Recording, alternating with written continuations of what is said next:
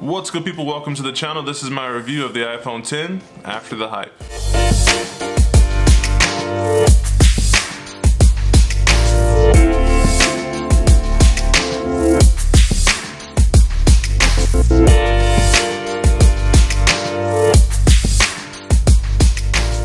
Now, the iPhone 10 is a phone that's gotten a lot of good reviews and also a lot of bad reviews. Some people hate the notch, some people love it, some people are impartial. Also, there's been news that the iPhone 10 hasn't been selling as well as predicted earlier this year.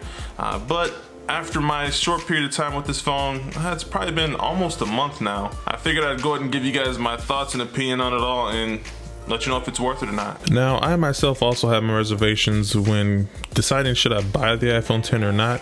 I had the iPhone 7 Plus beforehand and I felt that iOS really hadn't changed much, but the main thing that made me go for the iPhone 10 was the fact that it's the only iPhone that's made a huge departure from the previous iPhones in terms of design. I mean, let's be honest, we've had the same iPhone for like the past 5-6 years now, it feels like. This is the only one that's actually taken a step outside the box when it comes down to design on the phone. And of course, there's been other phones in the past that have had bezel-less displays. I've owned them personally, but this for Apple is definitely a step in the right direction, and hopefully they can get back to innovating instead of following the trend. And before using the iPhone 10, I actually was primarily using my Pixel 2 XL, which I still own, but this has definitely been taking me away from the Pixel quite a bit lately. But overall, I'd say that the user experience is very similar to any other iPhone out there. The main difference is, of course, the new gesture controls, being that they got rid of the home button.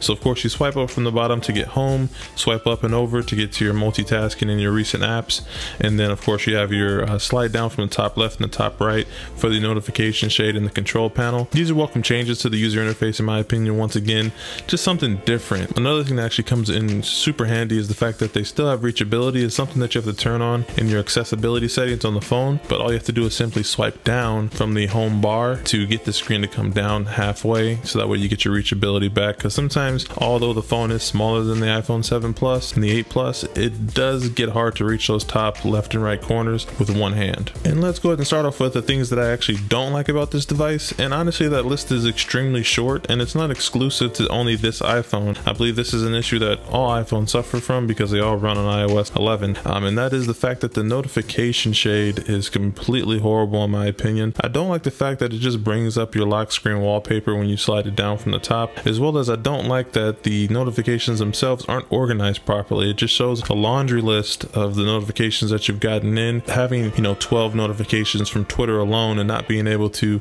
collapse those notifications so that way it looks a bit cleaner is kind of annoying in my opinion. The last thing I'd say I don't like about this device is not really about the device itself, it's more so the cost of the device. Now, Apple is definitely pushing the envelope and pushing your wallets to its limits. Of course, you know that Apple is known for premium products and premium prices, but $1,000 for a phone is a lot to ask when it's not really doing anything that's different from its competition.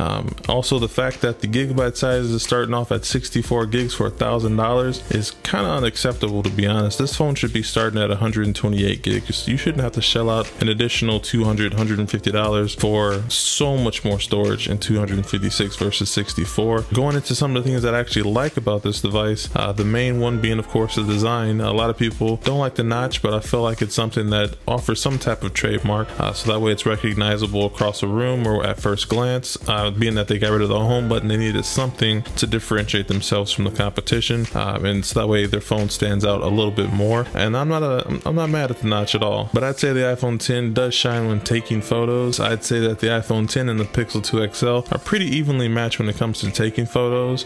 Of course, all of that is subjective. It comes down to personal preference. I would honestly say that the camera on the iPhone 10 is definitely a pro. Another thing I actually don't like about the iPhone 10, portrait mode is not the greatest on the iPhone, and the lighting feature is even worse. Some of the lighting effects are honestly unusable. Now, of course, these are things that are going to get better as time goes on with machine learning. Another thing that I like about this device is actually its size to screen ratio.